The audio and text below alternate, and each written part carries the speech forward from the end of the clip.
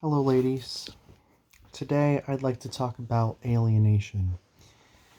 This alienation comes in a few forms, but today our working definition will be that alienation is either the separation of the individual from themselves or the separation of the individual from the wider society. So, I, for example, feel alienated from work. It's difficult to see work an essential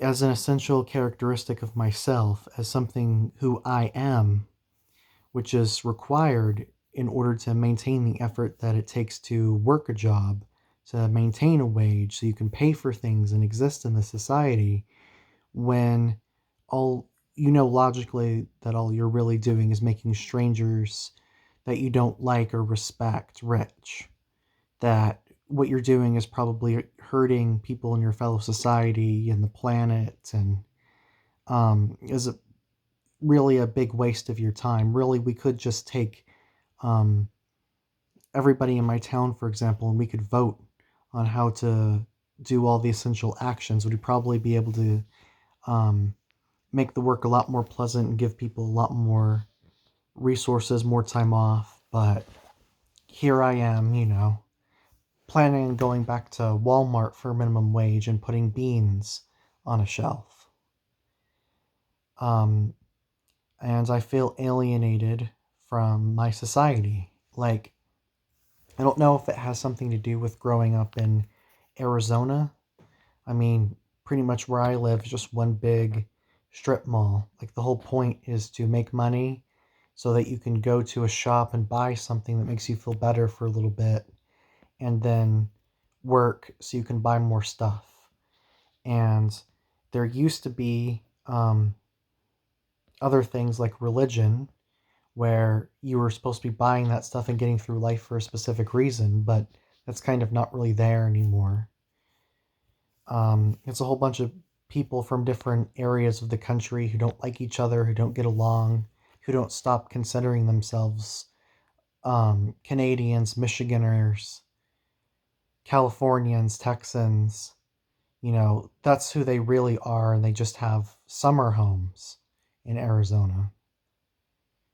Um, I mean, if we're talking about Germans, a German is generally someone who speaks the German language and lives in the German lands and has at least some part of their heritage and their culture, even if they're an immigrant, right? They learn the local ways of doing things, and then they take an oath to um, help out, to be a part of the German people, right? To do things for the common weal, to make decisions democratically.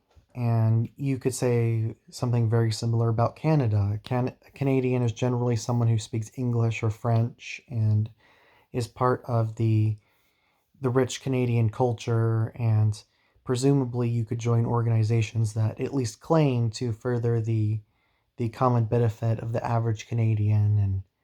And but I live in the United States, and other than a bunch of vague platitudes or quotes from the Declaration of Independence, I couldn't really tell you what it means to be an American. I mean, on one hand, you have the people who invaded the Capitol in January, and on the other hand, you have people, um,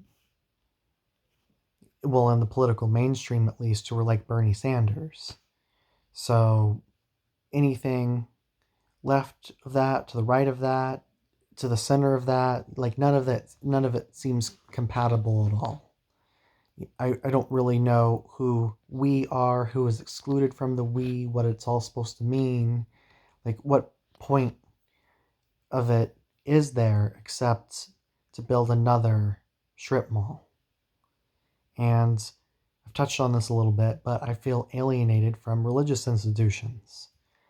I've seen my local evangelical church failed my grandparents as they got old and sick and couldn't participate as much. I've seen them fail the younger members of my family who maybe like one little standard deviation away from what a evangelical Christian would consider normal or the ideal. But gotta throw them away because otherwise that leads other evangelical Christians into sin. It makes me pessimistic on religious views of the afterlife. Because the three standard views that I see, they all seem bad. You could go to heaven, and heaven goes on forever. You're supposed to feel eternal bliss, but you don't have the ability to sin against God, so of course your actions and your feelings are limited, probably your memories as well. And your main activity, besides kissing God's ass, is to sit out on deck chairs and watch people be tortured in hell and smile down on them because you love the fact that the people who betrayed God are being made to suffer so much. And in hell, you look up at the people who were able to go up to heaven. You suffer endlessly, and all you do is feel terrible regret for not being a better ape than Jesus Christ designed you to be. None of those seem like appealing options. I'll get to the third one in a second. None of those seem like appealing options because, I mean, one, they both go on forever, and that's just fucking ridiculous. I mean, heaven seems like a gilded cage with the stipulations I put in place, and hell, because it's eternal punishment without end, and eternal punishment that's disproportionate to the crime, there's just no way that hell could ever possibly be ethical.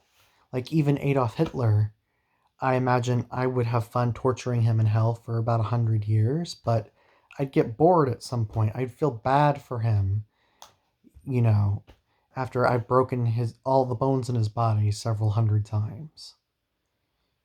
And then the only other option that's popular in my culture is reincarnation, but it's a bastardized version that doesn't take samsara into account.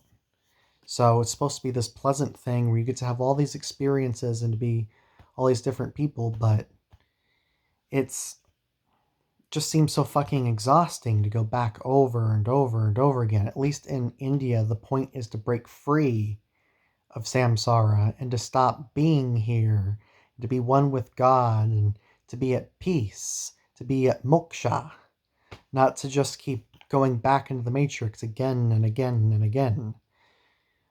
And the only real alternative to those paths that I see is actual death, where when you die, you were just a biological machine that was here for infinitesimal time, doomed to have your surplus value of your labor stolen from you. And then after having